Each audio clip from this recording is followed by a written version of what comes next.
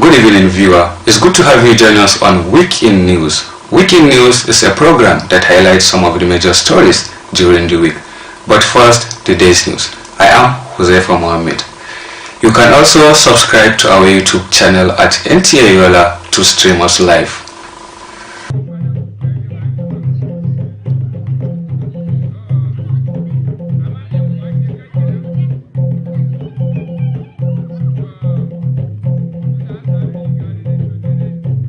The Credential Committee, saddled with the responsibility of planning and conducting the election of the Nigerian Association of Women Journalists Adamawa State Chapter, has screened 7 out of 8 candidates for the upcoming election. The chairperson, Credential Committee, Maria Albert Zira, confirmed this while giving an update on the preparation of the election to NTA News. Correspondent has details.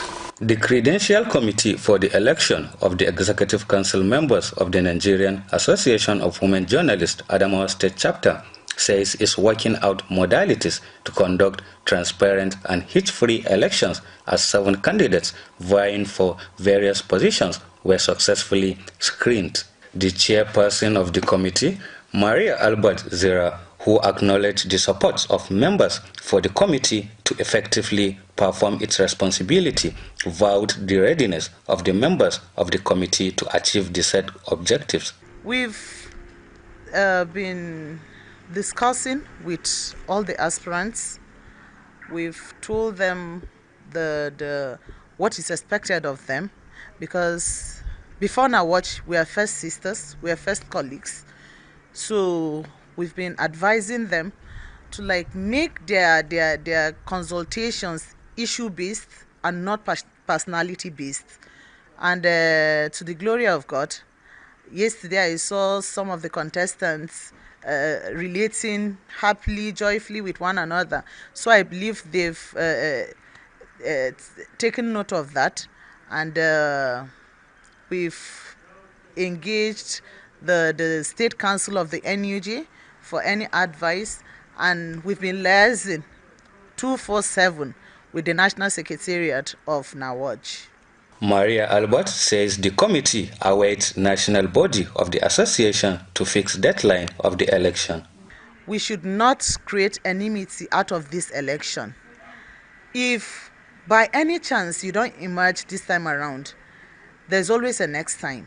So please, let's treat each other as sisters, and let's always take the interest of NAWAJ first. While calling on the candidates to cooperate for the unity and development of NAWAJ and its members, the chairperson promised to provide level playing ground to all candidates as justice and fairness remain the focus of the committee. The prices of groundnuts and beans have dropped down in Jimeta Old Market, which provide relief to buyers. Correspondent Muaz Huzaifa, who conducted a market survey, files in details. Groundnut and beans are peanut and legumes that has nutrient and medicinal value that plays significant role in the health of people.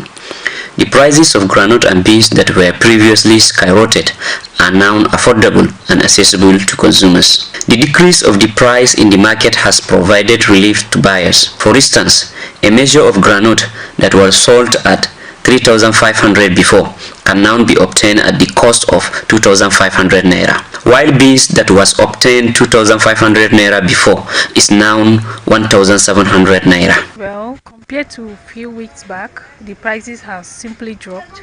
Yeah, it has dropped compared to a few weeks back. Alhamdulillah, kayan abinci ka sai da mu ce mun gode wa Allah, kayan abinci ya sauka fiye da yanda yake tunani. Ba kaman kwanakin ba ko in ce watanni ko shekaru na baya. Alhamdulillah. Ahmed Gambo, a trader in Jimeta Old Market, has attributed the drop down of the prices to reduction from the source and the availability of the commodity in the market. Gaskiya farashin wake da gyada ya dan sauka kan farashin baya. Yanzu mudun wake ya zama yana a farashi 1,700. Shi ma gyada yana nan 2,800 har 2,500 ana sayarwa. No doubt, the drop down of the prices provides relief put a smile on the faces of buyers. In Yola, Maazu Zefa, NTA News. The director, Adamawa State Sports Council, Ahmed Daniel, says reconstruction work of the ultra-modern Adamawa Stadium by the Fintiri-led administration will go a long way to enhancing sporting activities in the country.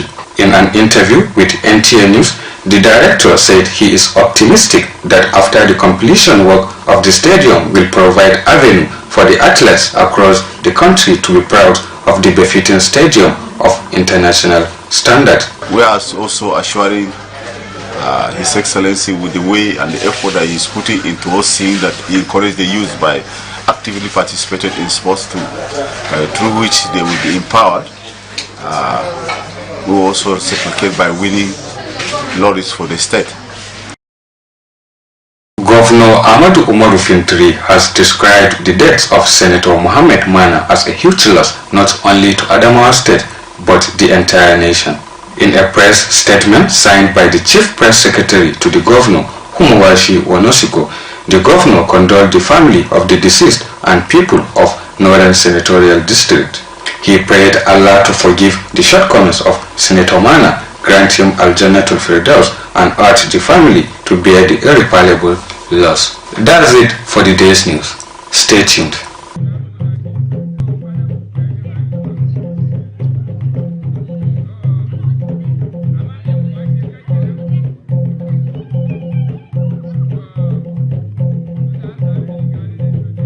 Welcome back, and now to weekend news proper. During the week under review, Governor Ahmadu Umaru Fintiri said the state government has approved 150 hectares of land at Malkoi, Yola South local government area for urban durable solution shelters in response to the request of International Organization for Migration, IOM. The governor stated this while receiving delegation from the organization, emphasized the approval is not to deepen collaboration only, but a symbol of greater impactful support. Correspondent Usman Mukhtar reports. The visit, which aimed at strengthening collaboration between International Organization for Migration and the Adamawa State government in advancing durable solutions to displacement, is also to appreciate Adamawa State government for being the first among the 4 states in Nigeria to develop and endorse state action plan on durable solutions, marking a pivotal shift from humanitarian aid to long-term recovery and resilience. Leader of the delegation, Deputy Director Global Mission for Operation, Ugochi Daniels, also demand government support for the adoption of Digital Skills Initiative as a model to equip displaced youth with future-ready skills and economic mobility. It was very interesting to hear the very strong integration between host community and NGOs, because this is something globally for IOM we're always looking at and seeing how to support. And this is the first time, and you can imagine, I traveled to many countries around the world where the host community and the IDPs are talking about they've intermarried. There's no greater integration than intermarriage. And I will carry this example with me and talk about it all around the world when I'm looking at examples of social cohesion. Governor Ahmadu Umaru Fintiri, represented by his deputy, Professor Kaletapua Farota, who commended the visitors for their support in different ways, said his administration has adopted the Recovery and Peace Building Program to cater for the displaced persons. Specifically, we welcome IOM's continued support in scaling up livelihoods and stabilization programs. We also support helping us to build a reliable migration and displacement database for planning and training and security and border officials and remain and orderly migration management. High point of the visit was the presentation of cultural gift to the Deputy Governor, symbolizing a deep appreciation for government's collaboration. Deputy Governor Professor Kaletapua Farauta said the State Relief Committee on Flood has approved the distribution of relief materials for onward sharing to the victims of the flood disaster across 15 local government areas of the state. She stated this while briefing newsmen shortly after sharing the meeting at her office. Correspondent Usman Mukhtar reports. Having responded to the victims of the recent flood victims in Yola South local government area, the committee also received a report on the flash flood in 15 local government areas to include Fufore, Demsa, Gombe, Song, Gire, Numan, Yola North, Lamurde, Sheleng, Guyu, Mayobelwa, Jada, Ganye, Hong, and Maiha. The meeting is part of the activities to reach out to the people by providing them with relief materials based on the gravity of the destruction to each of the affected local government.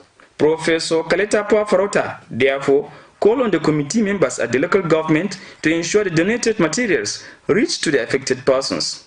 Adama continues to be a frontline state in the displacement and migration situation with more than 200,000 members. This administration has adopted the recovery and peace-building program as a guiding framework to address these challenges. Our priorities are clear. 1. Durable solutions for displaced persons and returns. The committee is also working out modalities to assist the affected farmers with short-time seed varieties for the remaining farming season. Also, during the week under review, National Inland Waterways Authority (NIWA) has launched a safety enlightenment campaign in Wuroboki, Fufore local government area of the state. The campaign is designed to sensitize residents on the importance of adhering to safety measures while engaging in water-related activities in order to reduce risk and protect lives in the case of water accident. Correspondent Victoria John Michelia reports. River transport remains a major mode of movement for residents in Wuroboki community in Adamawa State. However, with the heavy rains and rising water levels, there is much concerns over safety on the waterways, considering the rate of both capsized cases being recorded during the rainy season. To respond to the concerned issue, the National Inland Waterways Authority (NIWA) Yola Area Office has embarked on a sensitization campaign in the community, promoting safety awareness and encouraging residents on the need to take extra precautions while navigating the waterways by avoiding traveling at night, having adequate fire prevention equipment, as well as use of life jackets. Enlighten the water users on the safest way to travel on the water, to follow the laid down rules and regulations according to our 2023 Transportation Code. And also we also use the opportunity to enlighten them on the flood that is happening in most communities around Adamawa State here. So basically that is why we are here. The representative of the district head of Wuroboki, Musa Waziri, and other stakeholders promised to collaborate with the authority to ensure adequate sensitization among the community to minimize rate of casualties in the case of eventuality. Kuna taimaka mana da life jacket, kuma mun ga amfanin life jacket din, muna kallon amfanin shi don idan an ba mu life jacket din wani lokaci sai mun gwada ma mun shiga ruwa da shi kuma muna ganin amfanin shi. Damna kaman kana jirgi nan in kana zuwa za ga kana ji ya load flamut na zuwa in ka rije wuta ma anyhow sai jin sai ya nuta ko ina so zuwan kuna ma ai kamata ai mangana kan kare kana ji nan su ga ma police mali kana ji suna haye da mutane za su lodu ji ya kamata duka mutane kusa duka mutane kai shi ko goma. In Allah ya sa yana da wannan riga a cikin sa ba zai sha wahala ko ba dole zai kuma zai taimaka wanda idan akwai tsohon da yana ga zai iya taimaka masa ko da ba wannan kuma dai wanda bai balla kashi da kyau ba. Dan rigan kariyanka ya kare lodinka ya kare kada a dauki mutum guda daya wadda bai da rigan kariya. National Inland Waterways Authority Yola Area Office is out to seek cooperation of all stakeholders on water transportation towards guaranteeing the safety in water movement. For to be free from devastating effects of perennial flood disaster that claims lives and destroyed properties, it is a collective responsibility of all to work together and abide by the predictions of the authorities concerned. That was the consensus of guests featured in Good Morning Nigeria. This morning paved measures to mitigate the effect of flood in Nigeria. Correspondent Muaz Bozefa has details. The 2025 flood disaster in Nigeria claims 91 lives in 249 communities within the 33 states of the Federation. Adamawa State, for instance, 24 people lost their lives in the flood disaster, over 4,000 households destroyed.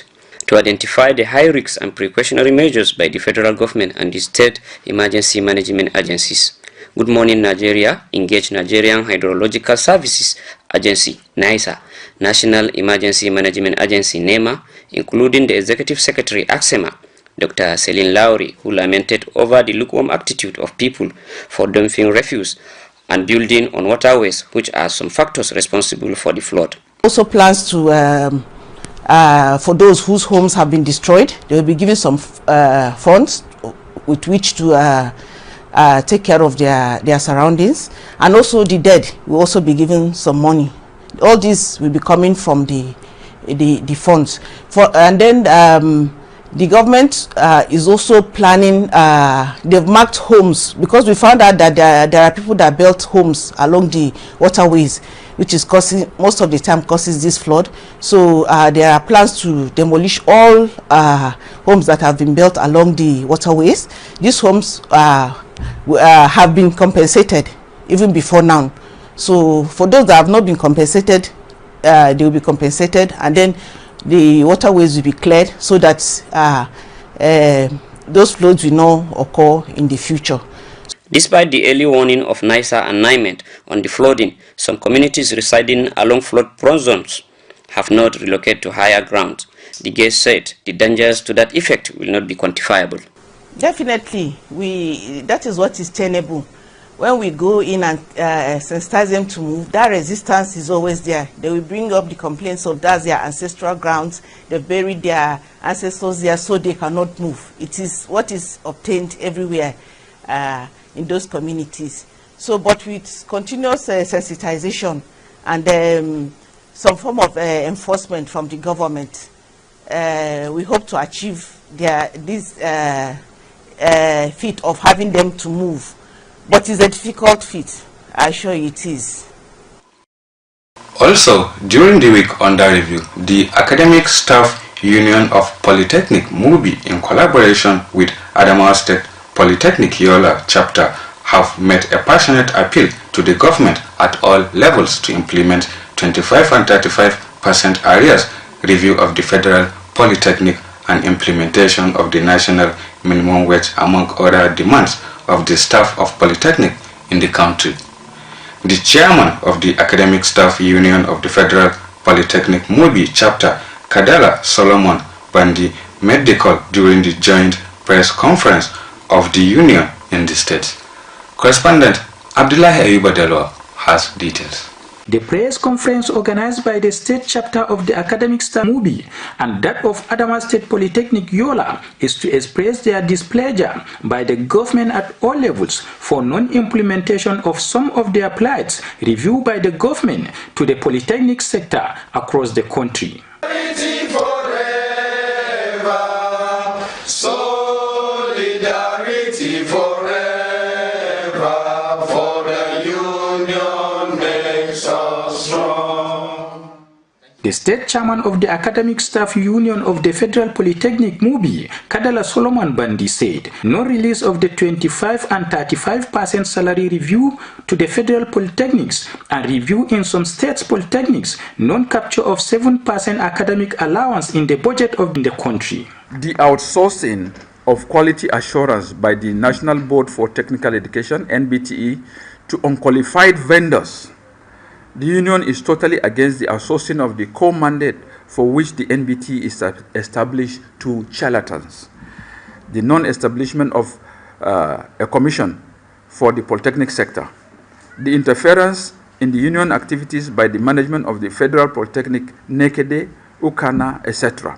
The union therefore give government 21 days ultimatum to press home their demands for the overall development of the polytechnics in the country. The union has had several engagements with the government on these listed items, but up till this moment, nothing tangible has been done. Keep our fingers crossed and wait to see this table, being given to us at the end of the day.